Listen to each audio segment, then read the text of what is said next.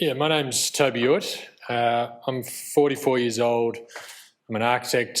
I'm a husband, a father, a friend, and I've got brain cancer. So I live in Albert Park with my beautiful wife Kelly and my two children, Archie, who's now 8, and Stella, who's 6. Kelly will be pretty happy I gave them that photo of her in her birthday dress. I was co-founder of a design firm called Ewert that had about 50 people or so, and a property tech platform called Land Checker, which had about 12 or 15 people, and very busy. Life was very busy and very hectic, like we all were, and seemed to be going pretty happily. Mid-2021, which was lockdown in COVID, which seems like a century ago, COVID was rife, and I was driving home from a friend's house after catching up with one night and just started to feel a bit dizzy, which I never normally do. So I pulled over the car and I woke up in the car about 7 hours later, still just sitting there as though he'd gone to sleep in the sun type thing. That scared the shit out of me. Sorry for swearing, but it did, because I've never really had any sickness or illness before. And I was really exhausted and pretty frightened from it. So I rang my wife because it was about 4 a.m. at this point. So it wasn't like it was 10 at night or anything like that. And so we went to the GP the next day, and I'd had the second Pfizer the day before in vaccination. That's how long ago this was, and so it wasn't from that. But I know a lot of people said they'd felt exhausted and all this stuff after that. But the GP said, well, why don't we just take you and get an MRI just in case, because they're going to sleep in the car. Things a bit odd. We went away to the market with the kids, and about 15 minutes after I left, they rang and said, look, you better come back. There's something on the screen. And I said, oh, what do you mean? I said, I'll just come back and we'll explain it. So we went in and met with one of the neurosurgeons, and it turned out I had a golf ball-sized tumour growing in the left lobe of my brain. And I didn't really understand what any of that meant. It was all very new to me and very difficult for my wife to hear too, because we got a little bit of the blunt but pointful description that your life is this long, and now it's this long. So that was very difficult because my wife's got a funny thing about old people and she wants to hold hands till we're 80 and all that sort of stuff. But this makes it unlikely, traditionally speaking. So it turns out I've got a grade 2 glioma in the brain, but it becomes a grade 3 and 4 down the track historically. And so in my words, so one day it gets me, and they said, yeah, traditionally.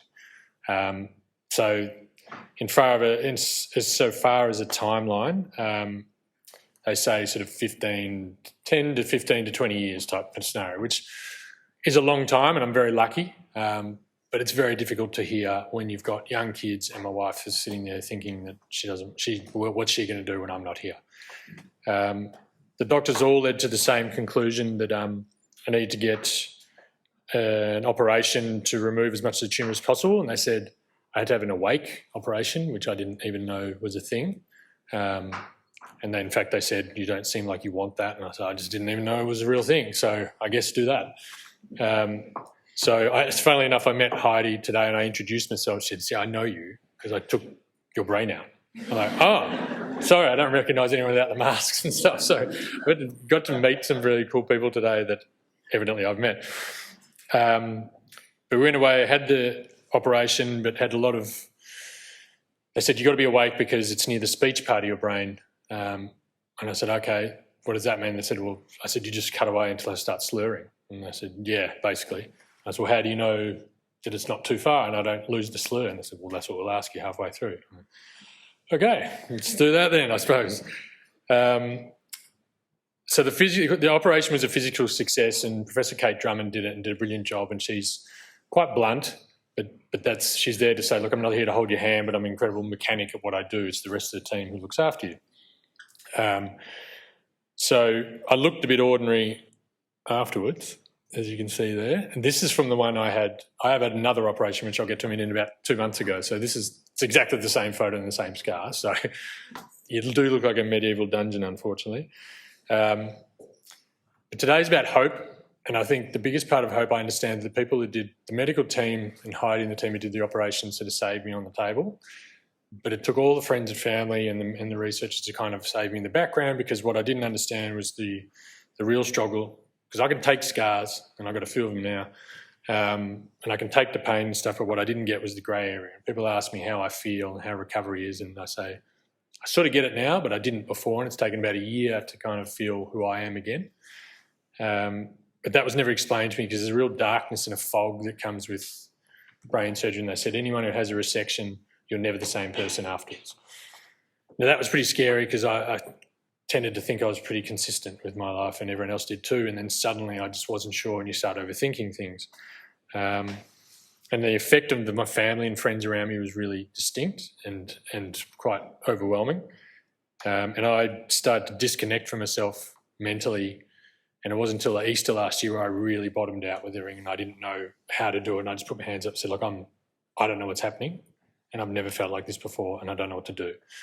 So I ended up going away to a sort of wellness rehab retreat where you just turn everything off, and they said, look, you're burnt out, and this is for burnt out CEOs, things like that. You've got a backpack full of rocks, basically, and you're not taking any of them out, and then you've got this brain surgery and it's just overflowing and you're disconnecting. And I said, that's exactly how I feel.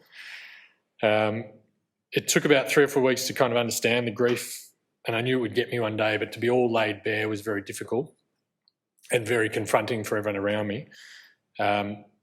But it's kind of brought me to where I am now. So I don't like the fact that I bottomed out, but I also wouldn't be who I am today if I didn't. And I wouldn't be the person I'm kind of trying to be. I recently had a second resection because over the time it grew back 7 mil between six monthly MRIs, which aren't fun if you're claustrophobic, by the way. A 7 mil sounds like a lot, and so Kate said the teams put it forward to Jim and the guys, and they said, look, our feedback is we think we'll go in and dig it out again. I was like, okay. But I said, because you're young enough and we think you can handle it to be able to go and do it again. I said, all right, well, let's do that.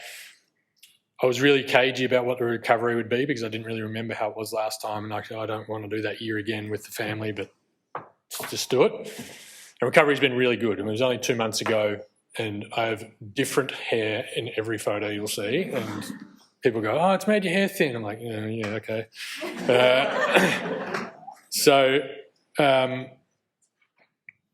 There's no fog, no memory issues, nothing came the second time around. I feel really healthy, and it's a relief, a heavy relief to me, but more so to the people around me. But that's where I get to the hope part. And today I sat through the first half of the day and all the researchers, and a lot of them are in the room. And it's really cool to sit in the background and watch all the stuff and the passion and the dedication to it, because they're really caring about something, and forgive me, I don't know everyone's personal touch on it, but they really care about the outcome, and I actually listen to the outcome because they're talking about things that affect me and my family a lot. Life with brain cancer is really unique. It's strange to have something that I have to think about every single day without fail that a lot of people don't, and that's really strange, and so I need to use it.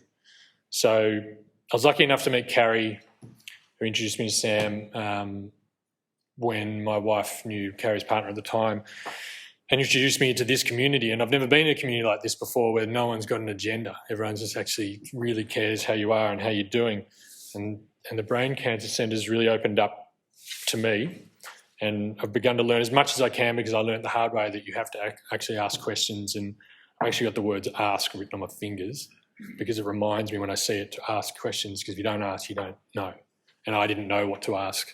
And so I didn't ask anything, and I kept people at bay, and I made the mistake. But the key thing is in Sam told me is that there's not enough time. And so time's the thing that I look at, because I don't know. I'm lucky if I've got 15 years, but not everyone does. And so if you've been given 5 years, and your first year and a half, like me, you're trying to find out who you are again, and then the last year might be terrible, that doesn't leave you with much time in the middle. And so that reverts back to the research stuff. They're spending half their time applying for grants and applying for money, but that's not actually a good spend. I watched someone talk about it the other day. I could see her face. I could see her die inside talking about doing the grants. So what I'm learning in this journey is that positivity and hope particularly is infectious, because so is negativity. And I can feel it when I meet all the researchers, that they're really positive. But like what they've talked about today, when you don't get the funding, it doesn't mean you're wrong. It just means that money wasn't available for what you were specifically working on. But it's a real passion. They spend half the time chasing their grants. And so I've come on as a consumer, and I'm very lucky to be part of Misty's team. And I'm only starting to get to know everyone a little bit. Now, I do have to read a little bit of this, because a bit beyond me. But so WeHi runs a well-established and accredited consumer program, which I'm now lucky enough to be in. It was established 10 years ago. Leveraging from its success, the Brain Cancer Centre now is a consumer program where patients and carers are the link between the research and the community. I joined this program recently because I want to be involved in as many facets of research as I can, because it's how I know how to help. And contribute my patient experience and help those who are trying to help me. I don't want other patients to have to face the same struggles I went through. By adding input from my lived experience and give real-time feedback, I think I can really help Misty's team. And I know from my work and my career, having an outside voice is just as important as the people who live and breathe it every day. If you're interested in hearing more about this program, Katya's got the details, which I should have on here, but I don't. I'll